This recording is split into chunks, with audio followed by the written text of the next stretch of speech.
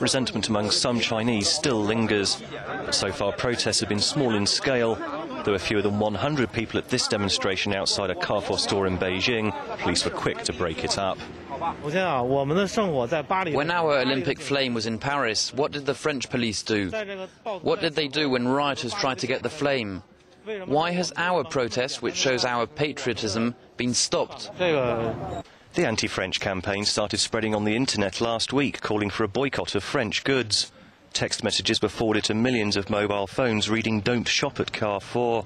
French businesses are concerned about the start of a boycott. French investments in China amounts to some 20 billion euros. We're talking about companies who have no respect for peace and development in China, so I'm all for the boycott. The Chinese community in Paris also took to the streets, around 7,000 people congregating at République in the centre of the city.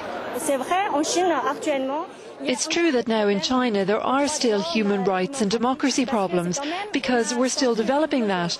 Nobody's perfect. Is France a perfect country? No.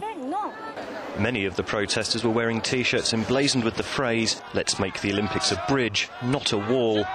They say the French people are ignorant about recent events in Tibet, holding the media responsible for not reporting the truth. Meanwhile, the controversial torch passed off a relatively trouble-free relay in the Thai capital, Bangkok. The flame, which has so far courted either chaos or sympathy, or, I beg your pardon, empty streets on its route to Beijing, was protected by a vast number of Thai security guards and pro-Chinese groups. Together, they managed to drown out the voices of dissent. The flame has now just arrived for the next leg in the Malaysian capital, Kuala Lumpur. Pakistan's kidnapped ambassador to Afghanistan has appeared on the Al Arabiya TV network, saying he's being held by the Taliban.